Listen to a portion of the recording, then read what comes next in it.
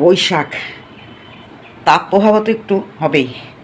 আর এই গরমের হাত থেকে বাঁচতে গেলে বারবার আমরা ঠান্ডা জল, ঠান্ডা নানা রকমের পানীয় খাই।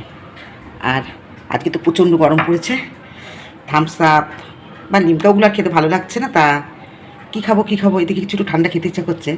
তা হঠাৎ মনে পড়ল, আচ্ছা কতগুলো আম আছে তো ঘরে, কাঁচা আম, একটু শরবত বানাই। এই যে একটা কাঁচা আম আমি এই যে এনেছি, আগে দেখুন খুব ভালো করে ধুয়ে নিয়েছে, কিন্তু তবু আর একবার দেখাই যে আমি আমটাকে ধুচ্ছি। এই যে এই দেখুন আমটাকে দেখা যাচ্ছে কিনা জানি না, ধুয়ে নিলাম। এবার এই যে আমটাকে এই চাকুর সাহায্যে পুরো ছাড়িয়ে নেব। এই দেখুন ছাড়াচ্ছি আমি আমটাকে।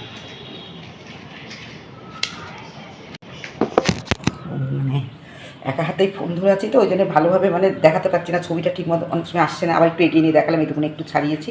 এইভাবে এখন পুরোটা ছাড়াবো। আমটাকে ছোটো ছোটো টুকরো করে কাটা হয়ে গেছে, আমের বিচিটা এই যে ফেলে দিয়েছি, দিয়ে এই যে সিদ্ধ করছি এখন। একটু সিদ্ধ করে নিচ্ছি, যেহেতু দুইজন খাবো ওই জন্য দুটো আম নিয়েছি, বেশি নিইনি। আর এই সিদ্ধটা করার সময় ওর মধ্যে একটু আমি লবণ দেবো।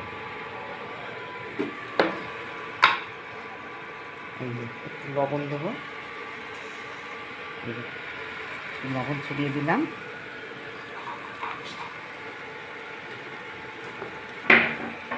আচ্ছা, আমি কিভাবে গরমের সময় মানে আমের শরবত করি সেটাই আজকে আপনাদের দেখাচ্ছি। এখনো ফুটছে, যতক্ষণ ফুটছে আমি এটা মিক্সিটা একটা নিয়ে আসি, মানে মিক্সির একটা নিয়ে এলে হয়ে যাবে, অল্প আম তো, দুইজন খাবো। এই যে মিক্সি, এটার মধ্যে ঢালবো। আগে একটু গন্ধ লাগছে মনে হচ্ছে, পেঁয়াজ বেটেছিলাম দুপুরে, আর একটু ধুয়ে নিই ভালো করে। এবার আমটাকে এই যে মিক্সির মধ্যে দেবো, ধুয়ে নিয়েছি, আর সিদ্ধ আগে বলেছি হালকা করে করেছি, বেশি করিনি। এই যে পুরোটা দেবো। আর আমটা যেহেতু আজকেই আনাকে, তাই খাওয়া হয়নি এর আগে, বুঝতে পারছি না টক কতটা, তাই একটু মুখে দিয়ে দেখে নিচ্ছি। মুখে দেবো একটু, হ্যাঁ, না খুব টক না, তার মানে চিনি নুন বেশি দিতে লাগবে না।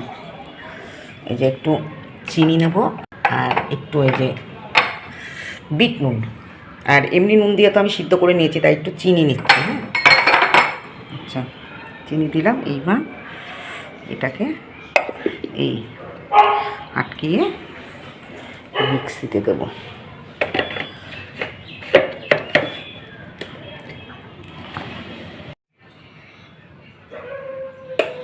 এই যে এবার মিক্সিটা চালাবো, আগে মিক্সিটাকে ধরে রাখি হাত দিয়ে।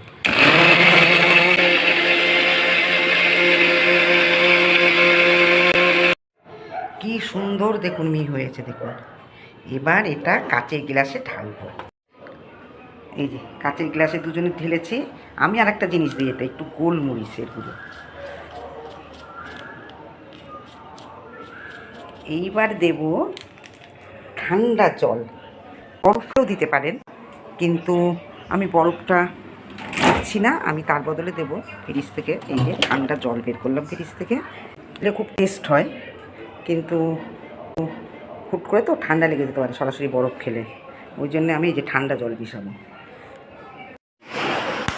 এই যে আগেই বলেছিলাম যে মানে দুজন খাবো, 2 গ্লাস বানাচ্ছি, এই যে ঠান্ডা জল মিশাচ্ছি।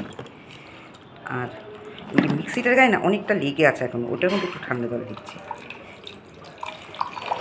ওটাকে মানে ধুয়ে দিয়ে দেবো এর মধ্যে, নষ্ট করতে খারাপ লাগে না।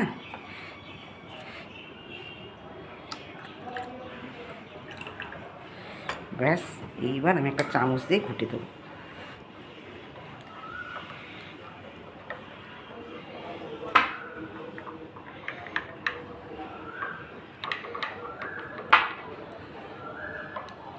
কালারটা দেখেছেন কি সুন্দর এসেছে।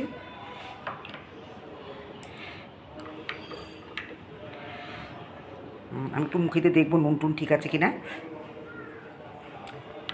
একটু নুন লাগবে, কিন্তু এইবার আমি বিট নুন ব্যবহার করব।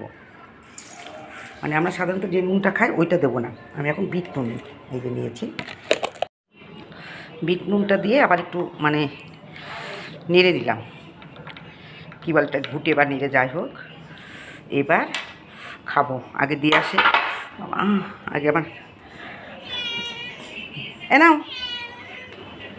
ভারীর কর্তাকে আগে দিয়ে আসি। নাও খেয়ে দেখো কেমন হয়েছে। এবার আমার জন্য নিয়ে আসলাম, দেখুন কালারটা কি সুন্দর হয়েছে। আর এর মধ্যে ফালতু কেন কালার মিশিয়ে লাল হলুদ সবুজ বানাবো, এরকম অরিজিনাল যে কালার সেটাই এই গরমে খাওয়া ভালো। আর মিষ্টি কিন্তু আমি খুব কম দিয়েছি, যেহেতু গরম আর টকে নাকি খুব ভালো গরম কাটে। এবার আমি খেয়ে দেখবো কেমন হয়েছে। আর তো দারুণ লাগছে, আপনারাও এইভাবে বানাবেন, কেমন লাগে জানাবেন। ওহ দারুণ। এখন যেহেতু দুপুরবেলায় আমি এটা বানিয়ে খাচ্ছি, আর এই কীভাবে বানালাম এটা আমি ছাড়বো রাতে, সেদিনে শুভরাত্রি বলতে পারছি না। এটুকুই বলি, সবাই খুব ভালো থাকবেন আর এই গরমে নিজের যত্ন নেবেন।